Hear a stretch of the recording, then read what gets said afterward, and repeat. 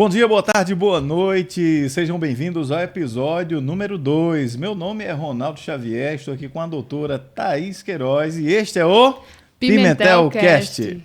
Então, doutor, hoje nós estamos aqui com a presença de doutor Valdomiro Figueiredo. Doutor Valdomiro, que é candidato a desembargador pelo 5º Constitucional do TJPB. Então, doutor Valdomiro, eu quero dizer que é uma satisfação para a gente tê-lo aqui no Pimentel Cast. E, a princípio, doutor, a gente queria saber assim, um pouco sobre a sua trajetória profissional até aqui. Bom, primeiro agradecer a vocês o convite. É uma honra poder estar aqui, poder participar. Para a gente é muito importante que os nossos colegas tenham informações sobre essa corrida ao 5º Constitucional. É uma representação da nossa classe. E respondendo a pergunta, Thaís, vou te chamar de Thaís, Fica à vontade. Não me chama de doutor, mas a gente está aqui entre colegas. Então, Thaís Ronaldo, a minha trajetória, eu costumo brincar entre os amigos que eu digo que colateral até perder de vista e ascendente até Adão, eu não tenho ninguém jurista na família. Tenho hoje, né? Se tiveram primos que depois enveredaram pela carreira, mas na verdade eu fui o primeiro que entrou na área do direito na família. Então prestei um antigo vestibular, né? Que era o nome vestibular. A gente está ficando velho, a gente fica vendo que hoje é Enem, né? E aí passei para o UFPB e terminei meu curso em 1999, colei grau ainda em 99, ainda em 21 de dezembro, e depois, no ano seguinte, prestei a prova, que a prova a gente só podia prestar depois do bacharelado completado, e passei para a UAB, recebi minha carteira no ano 2000. Então, desde então, tenho o orgulho e a satisfação de ser advogado e viver da advocacia até hoje. Muito bem, doutor Valdomiro. E a advocacia quer saber qual é a sua motivação para o 5º Constitucional? Por que o doutor Valdomiro quer ser desembargador?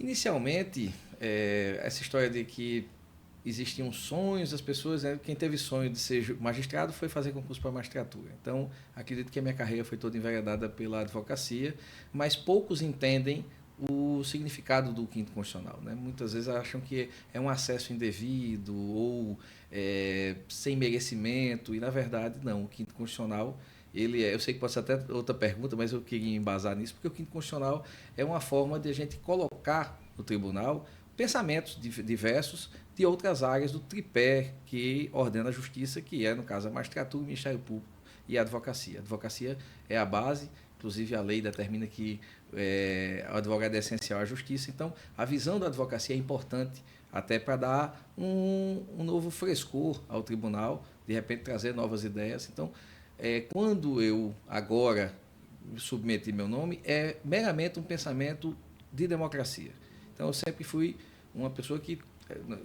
nós fizemos o curso já sobre a regência da nova Constituição, na época, na Constituição de 1988, era algo que quando em 94, 95 ainda engatinhava, a gente ainda tinha um costume do Brasil de ver muitas instituições e as pessoas como os paradigmas, mas na verdade o paradigma nosso é a lei, e os princípios constitucionais determinam que a democracia que norteia que determina o nosso viver, que vai comandando a nossa rotina no dia a dia, ela exige que as pessoas participem. Democracia é a participação das pessoas. Então, eu acreditei que, pelo meu perfil, pelo meu entendimento de democracia, pelo meu sentimento do que seja o serviço público voltado ao cidadão, eu achei, e até pelos meus colegas que estão concorrendo, é todo mundo praticamente da mesma geração universitária, né?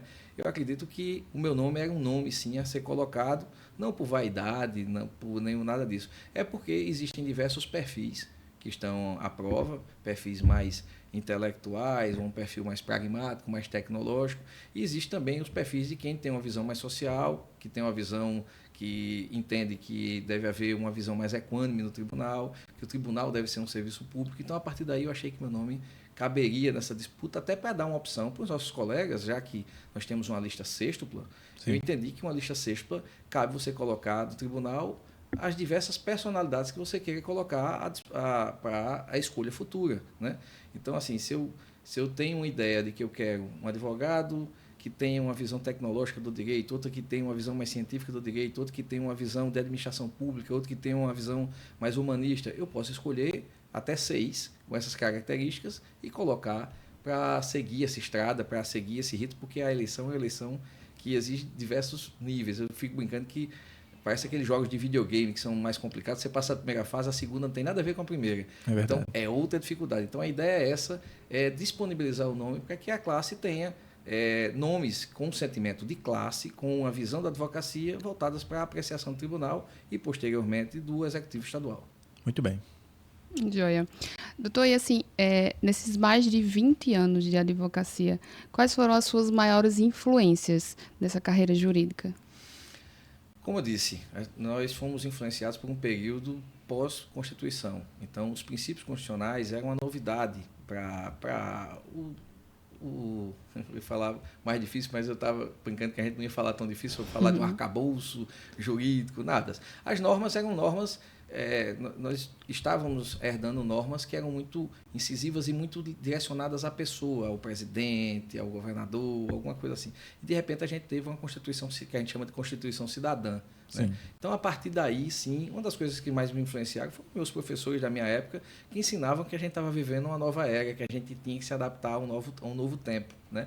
Então, algumas influências que eu tive me tiraram muito essa personificação no serviço público, no eleitoral. Então, hoje eu tenho sempre uma visão de que quando a gente vota num grupo ou num pensamento, ou a gente vota num partido, numa ideologia.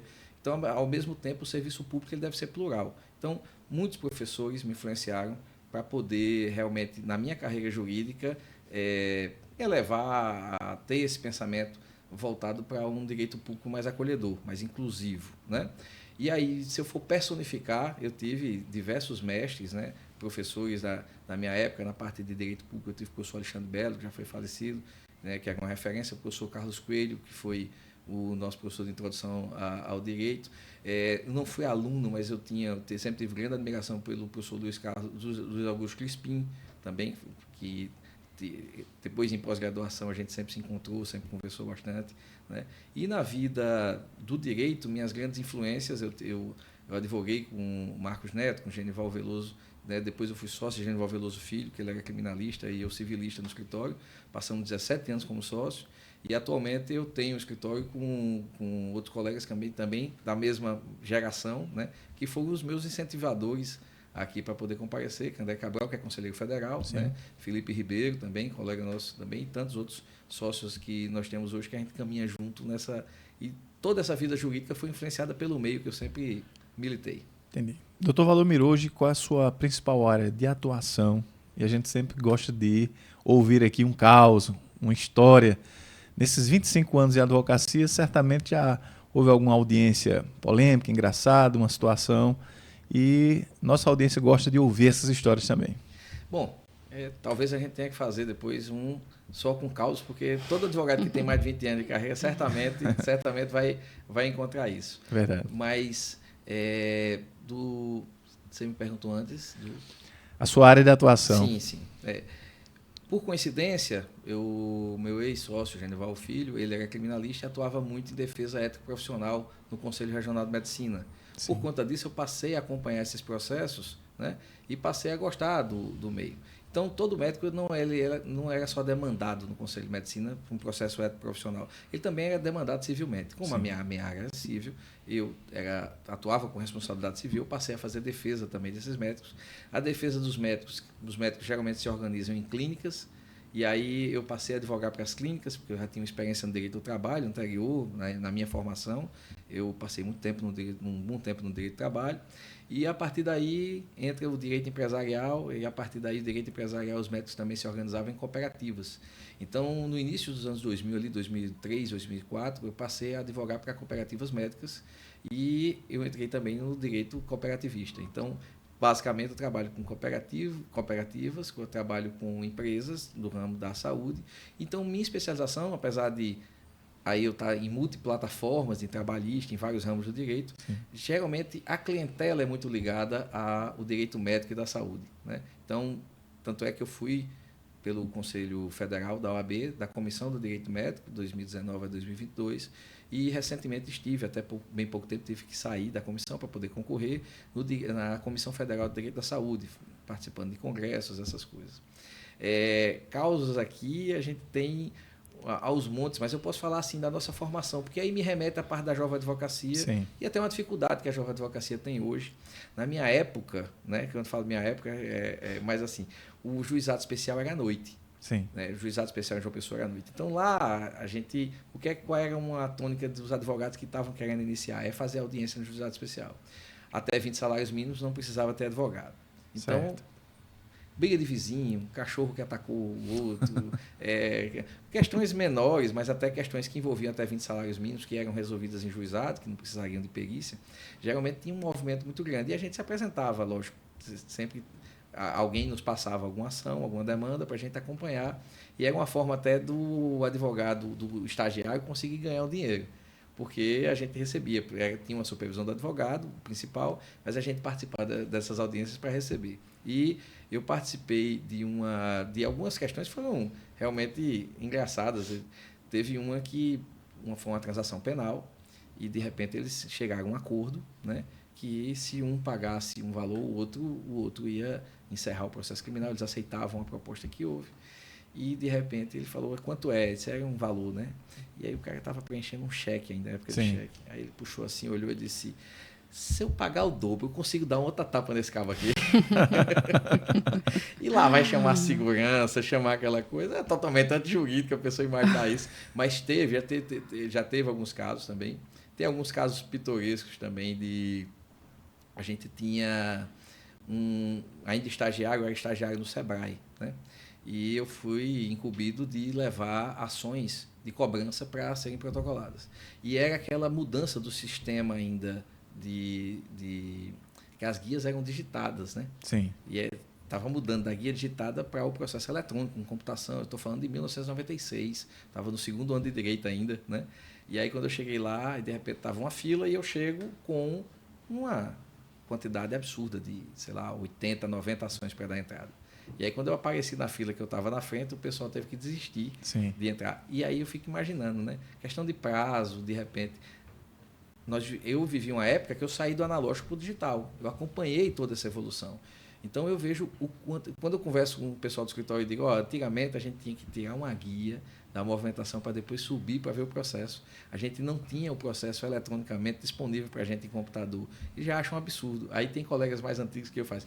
No meu tempo, a gente tinha que ir lá no cartório, dizer o número do processo para o pessoal procurar nas caixas, para a gente pegar também o processo físico, porque não tinha a parte de organização dos processos não estavam sistematizados. Então, quer dizer, a gente evoluiu muito no direito, muito embora a gente ainda tenha algumas mazelas que a gente tem sempre que contornar, né? Como aquele seriado do Black Mirror, né? A gente vai enfrentar com a tecnologia problemas que a gente nem esperava, nem imaginava que a gente ia ter, né? Nós temos problemas novos hoje. Doutor, como o senhor avalia o estado atual do judiciário na Paraíba e no Brasil hoje? Eu concentro muito a minha advocacia aqui e, excepcionalmente, tenho processos fora do estado. Então, realmente, o estado da Paraíba é o estado que eu atuo. Mas assim, dos colegas que estão ao redor, eu vejo muito a reclamação de sempre sobre a gente ter, por vezes, uma justiça que demora a solução de conflitos. Então, uma das ideias que eu tenho, e eu posso estar até adiantando pauta aqui, mas assim, uma das ideias que eu tenho para levar ao judiciário é que a gente deve influenciar o judiciário na qualidade de desembargador, para que o Tribunal de Justiça assuma um protagonismo, porque a justiça não é feita só para dentro, né? Então, aquilo não é um muro que a gente entra e resolve as coisas. Eu acho que o judiciário também é um poder que tem uma dotação orçamentária, tem uma institucionalidade, que ele também pode olhar para fora. Eu acho que cabe ao judiciário incentivar a criação de câmaras de conciliação, de mediação, para poder tentar desafogar o judiciário de processos menores, ou não que sejam menores, mas que sejam passíveis de conciliar, para deixar no judiciário processos mais complexos. Com isso, a gente tem que mudar uma cultura do nosso povo. E quando eu falo povo, talvez eu fale até da América do Sul como um todo, América Central, América Latina. O latino, possivelmente, ele é muito contestador, ele gosta muito do debate, ele gosta muito do conflito. E ele precisa sempre de alguém com argumento de autoridade que elimine esse conflito. Então, eu acho que a gente tem que tentar aos poucos mudar essa cultura para uma cultura de conciliação. As pessoas são capazes de conciliar. A gente sempre quer ganhar o todo. E isso está na nossa cultura e a gente nem percebe. Vamos ver. Fórmula 1. Enquanto a Ayrton Senna corria, todo mundo assistia. Hoje não tem mais público. Se a seleção brasileira está mal, o pessoal não quer mais assistir. Né? Então, estou falando do ponto de vista esportivo. A gente é muito competitivo. E quando a coisa não nos favorece, a gente se desinteressa. E quando a gente se desinteressa, o que acontece institucionalmente é uma acomodação. Né? E não que o tribunal seja acomodado, mas há uma ideia geral, um torpor geral, de que é desse jeito mesmo, então vamos fazer assim. Então, o quinto constitucional talvez chegue justamente para isso. Pessoal, o que é que vocês acham de a gente tentar uma medida? Não que vá ser exitosa, mas a gente tem que tentar algo que vá trazer a justiça, que vá trazer o sentimento de justiça para o judiciário. Então, se de repente a gente começa a incentivar que, de alguma forma, que não só a lei já incentiva, como ela pode melhorar, que as medidas sejam conciliatórias, que as pessoas aceitem que elas podem perder um pouco para ganhar no todo, que uma das coisas mais prazerosas da vida é você ter paz. Né? A gente não pode viver eternamente em litígio. Então, se a gente conseguir, através de medidas simples como incentivo à Câmara de Conciliação, incentivos a processos conciliatórios, mesmo dentro do tribunal, eu acho que cabe uma melhoria no Sejusc, que a gente tem, que é o Centro de Conciliação. O Sejusc, a gente vai fazer uma audiência e as pessoas que estão lá destinadas a nos acompanhar, elas mal sabem do que está acontecendo no processo. Então, isso é algo que poderia ser melhor embasado, com pessoas já com a proposta, ser proativos para a conciliação. Então, uma das ideias que eu tenho e que eu acho que é algo que o judiciário poderia melhorar substancialmente é implementar, ajudar, fomentar uma cultura de conciliação. Através de uma mediação bem feita, bem organizada, bem planejada, eu acho que o tribunal é capaz. E, bom, isso tem outra vantagem. O fato, não só de eu falar aqui, o que não é segredo para ninguém, isso é um pensamento bem difundido entre os colegas da classe.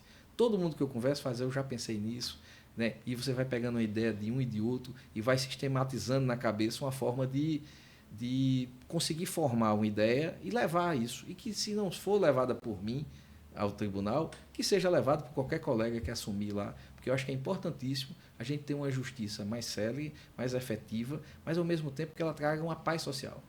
Eu, por exemplo, aí vamos falar de casos, que você falou de casos pitorescos, tem um monte, mas assim, um caso pitoresco para mim, mas para mim é chocante, que eu peguei um inventário que tinha a minha idade no começo da carreira.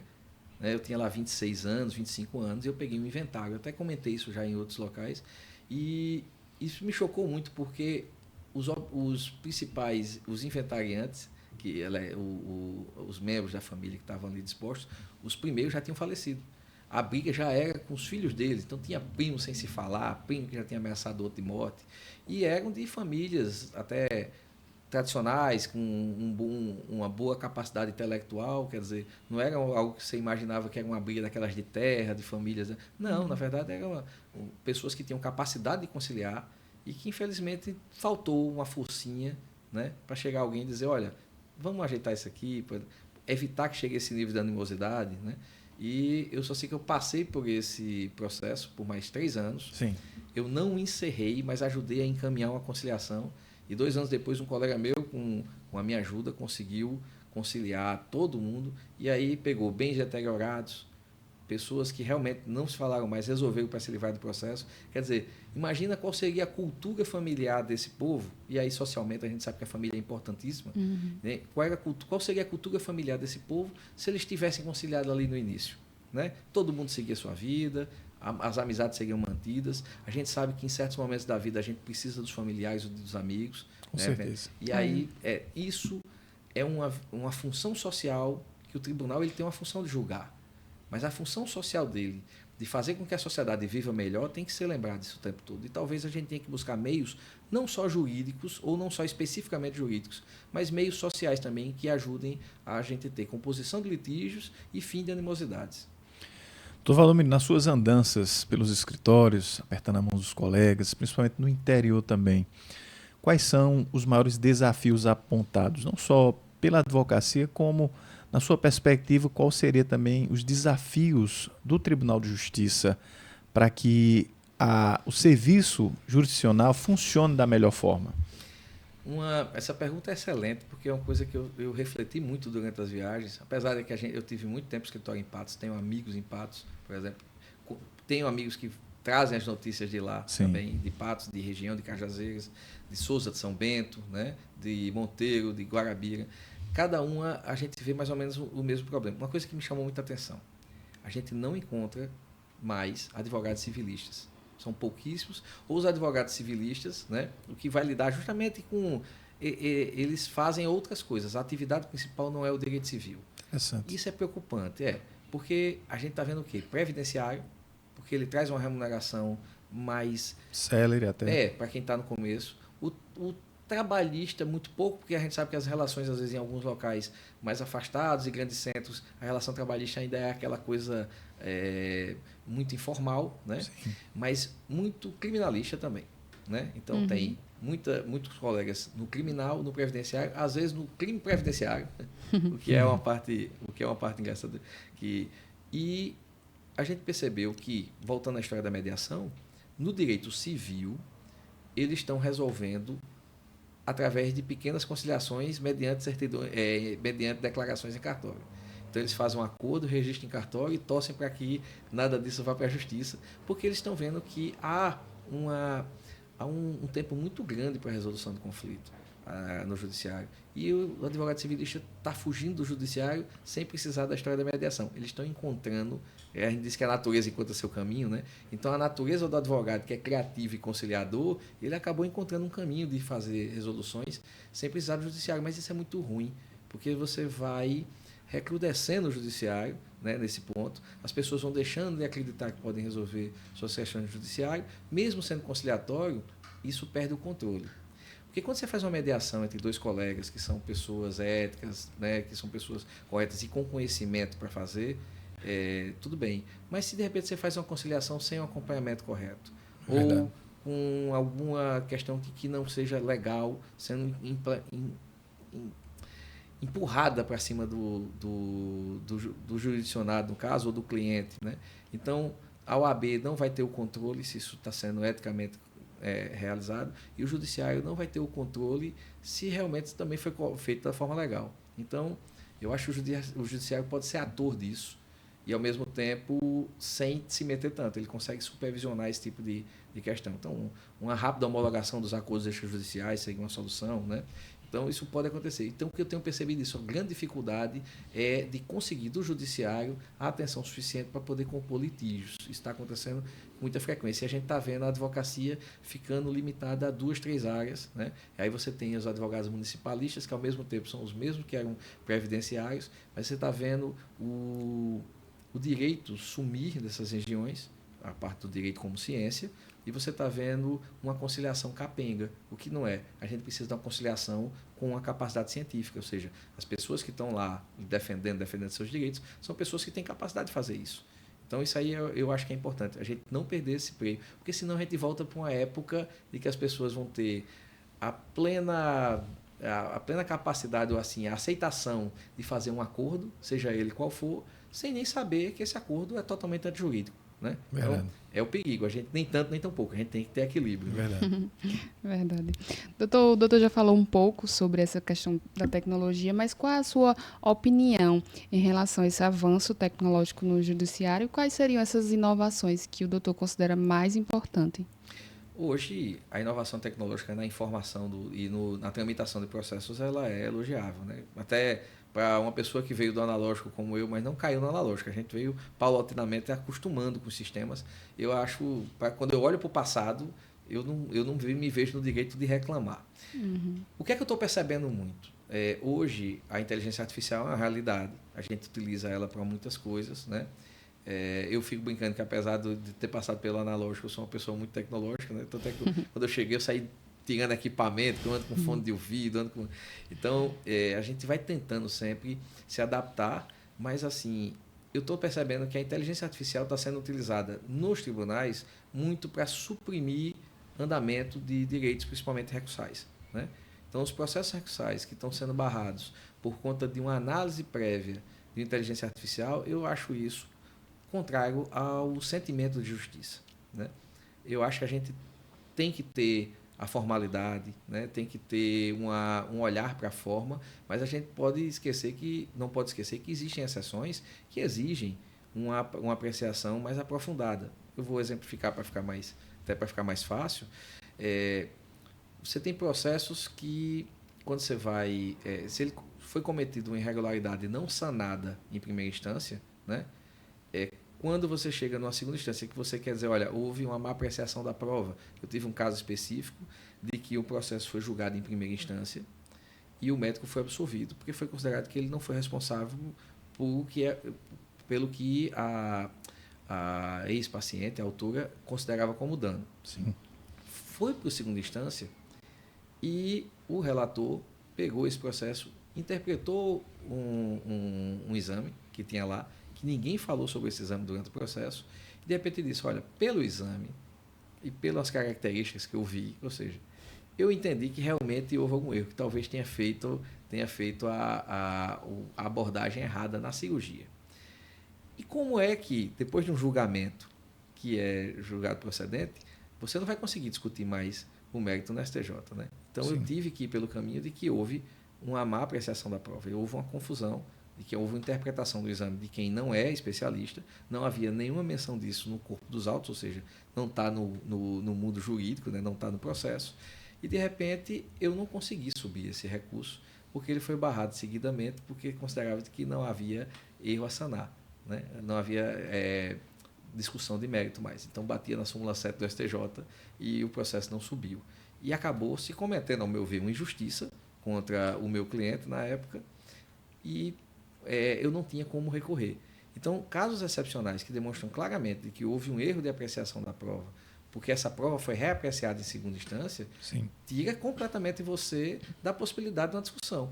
Então, a inteligência artificial, eu sou favorável que ela seja utilizada para ser inclusiva. Eu tenho já notícias de colegas que desconfiam que processos seus foram barrados porque faltou uma palavra.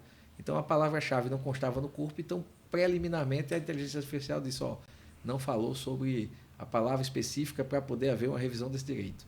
Na parte previdenciária também, eu já ouvi falar sobre isso. Então, pelo fato de não ter uma palavra, a pessoa barrou, mas no corpo lá, de toda a explicação jurídica, ele faz. Assim. Nós somos advogados, e os advogados eles têm uma capacidade de falar até 4 sinônimos, né? Segundo meu antigo professor, Antônio Elia de Queiroga, e o Dr. Plínio Fontes, agora eu não lembro qual dos dois era, mas eles diziam, nós temos capacidade de falar até 4 sinônimos, não é possível que a gente não possa... Então, esse tipo de... Cada vez mais essa tecnologia está empurrando a advocacia para uma superficialidade no direito. Façam pedidos pequenos, petições pequenas, eu até entendo que a gente deve ser objetivo, mas eu acho que em alguns casos exige uma explicação maior. Casos que fogem ao conhecimento geral do direito. Eu já vi colegas meus com processos que envolvem tecnologia de informação para explicar. Então, quer dizer, não é todo mundo que sabe linguagem de programação. Eu advogo muito na área médica, muitas vezes eu faço relatos grandes sobre explicação do que é o caso do ato médico para definir se houve dano, se houve nexo de causalidade, se houve o ato médico indevido. Então, para isso eu tenho que... Então, se de repente eu não utilizar a palavra correta, eu vou ter um recurso negado por conta de uma análise de uma inteligência artificial. Então, eu sou a favor de que a justiça ela tem que ser o mais inclusiva possível. Se possível, justiça era para ser realmente gratuito o tempo todo, era para ser um serviço, mas a gente sabe que existe orçamento, existe tudo. Eu acho que tem que ter um equilíbrio também para que isso não vire uma ciranda eterna, mas eu acho que a prioridade aí é a questão de princípios. Nós temos que ter princípios e lembrar que a justiça tem que ser inclusiva. Ela não está ali à toa, não é um serviço para si própria. A justiça é um serviço para o jurisdicionado. Então, o judiciário tem que encontrar formas de ser célere, de ser econômico, de conseguir andar dentro do orçamento, mas ele nunca pode esquecer que o dever princípio dele é resolver questões dos cidadãos. Né? Muito bem. Enquanto o doutor Valdomiro bebe aí um pouquinho d'água, já vamos pedir a você que está assistindo o nosso podcast, já deixou a sua curtida? Já compartilhou com seus amigos também? Se inscreva no canal para acompanhar tudo que está acontecendo no mundo jurídico. Não é isso, doutora Thaís? É isso aí, gente. Vamos curtir, vamos compartilhar, vamos se inscrever. Estamos aqui. Já joga lá no grupo da família, no grupo dos amigos e vamos divulgar aí o Pimentelcast para todo mundo. Doutor Valdomiro, mais uma pergunta aqui. O senhor já bebeu água? Uma pergunta mais difícil. Eu pensei que a gente até tinha feito a difícil já. Foi, né? Sobre esse tema paridade. A OAB na última reunião do conselho, os conselheiros entenderam pela paridade, ou seja, na lista sextupla, metade dos escolhidos seriam homens e a outra metade mulheres. A minha pergunta é a seguinte: qual sua opinião sobre a questão da paridade?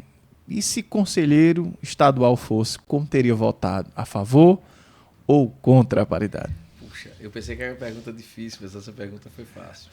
Foi fácil porque é o seguinte, aí eu fazer um parênteses pequeno, eu acho que quem for votar, em quem for votar, em quantos forem votar, pesquisem a história dos candidatos, né? E é como eu lhe disse, se você tem um perfil empreendedor, você vai ver o candidato que tem essa visão. Então, se você tem um perfil que acha que o Tribunal de Justiça é um serviço, você vai votar em pessoas que pensam como eu, como os demais colegas que estão colocados. Então, quando a gente pesquisa o que eu falo há muito tempo, ou quando você convive com pessoas que conviveram comigo há muito tempo, você vai conseguir chegar, que a conclusão é fácil, de que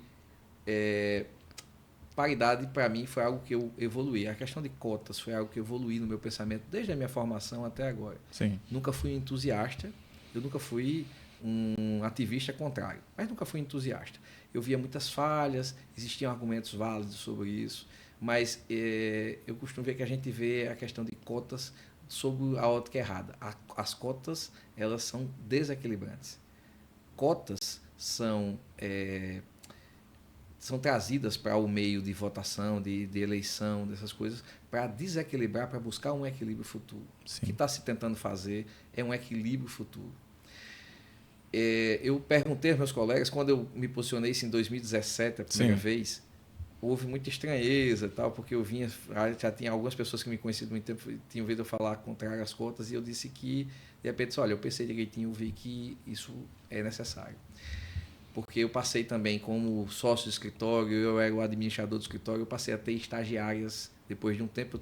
Passei muito tempo trabalhando estagiário, por coincidência, e acabei depois tendo estagiárias. Eu comecei a ver as formas diferentes de comportamento e como essas estagiárias, depois colegas advogadas, enfrentavam a advocacia. Isso, no primeiro momento, de forma triste, eu percebi assédio, né? Eu percebi desdém, eu percebi que as pessoas chegavam e falavam, não, mas eu quero falar com um advogado, né?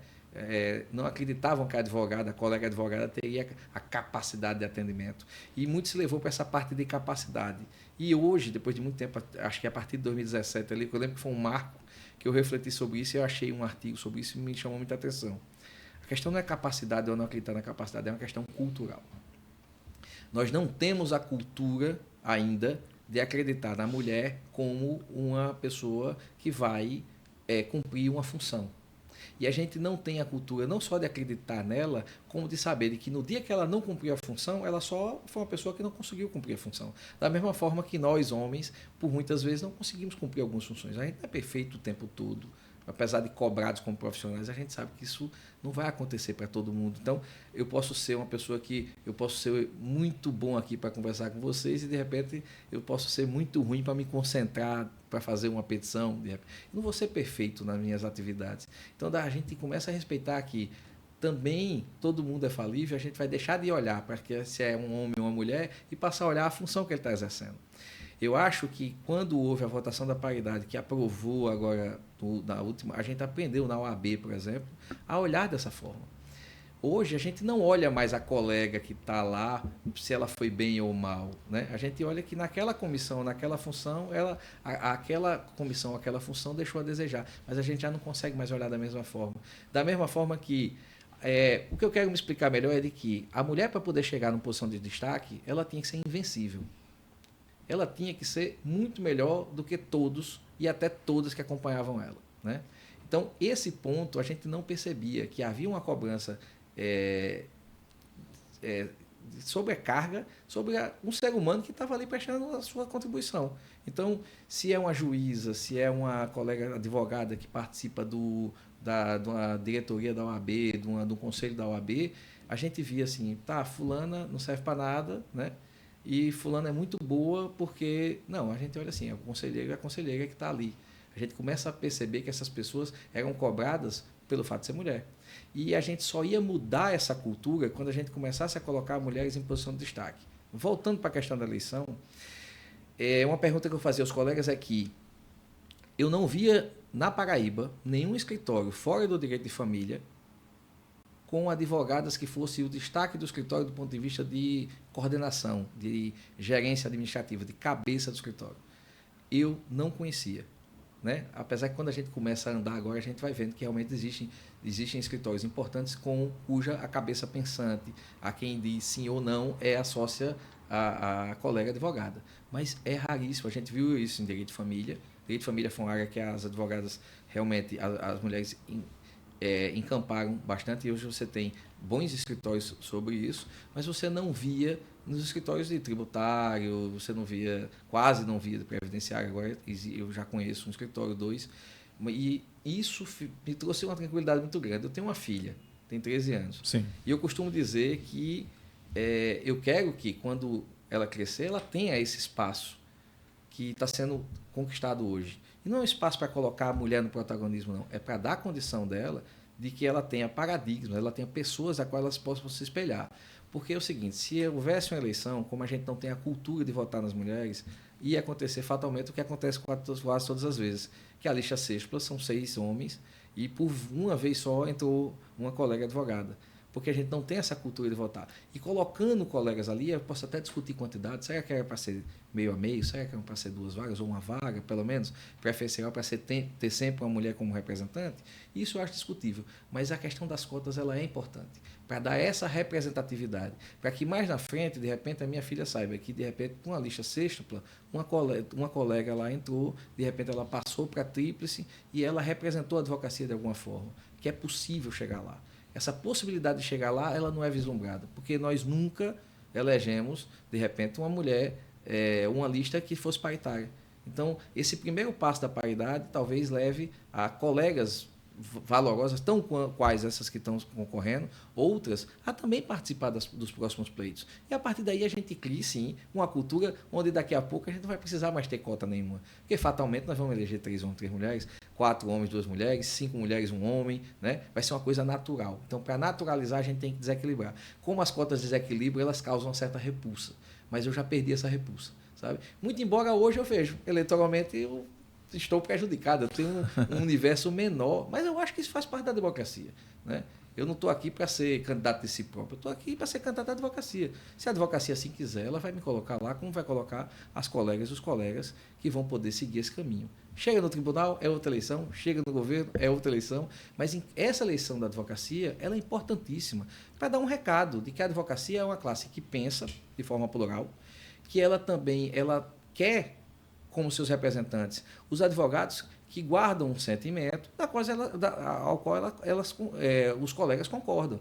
Se os colegas concordam que a justiça tem que ter a minha visão, tem que ter a visão de qualquer colega que está concorrendo, vai colocar esse colega para lá. Tem que ser uma visão da classe, né? Não é uma visão de fora, do público, do direito público, de um tribunal. Não, a visão inicial da advocacia, nessa lista sexta, é a grande beleza da coisa. A advocacia vai botar quem ela quer, quem ela acha que lhe representa. A partir daí, é muito bom que nós tenhamos esse paradigma. Eu espero que no futuro, né, como eu estou dizendo, como eu tenho uma filha que eu não sei se vai enveredar por esse caminho ou não, que ela, quando chegar lá, ela sabe, se eu quiser, eu posso ser candidata, que ninguém vai questionar se eu tenho capacidade ou não, ou se eu... Não, aliás, o questionamento vai ser sobre a capacidade, sim, nesse momento, e não mais sobre aquela cultura da gente escantear a mulher do processo eleitoral, né?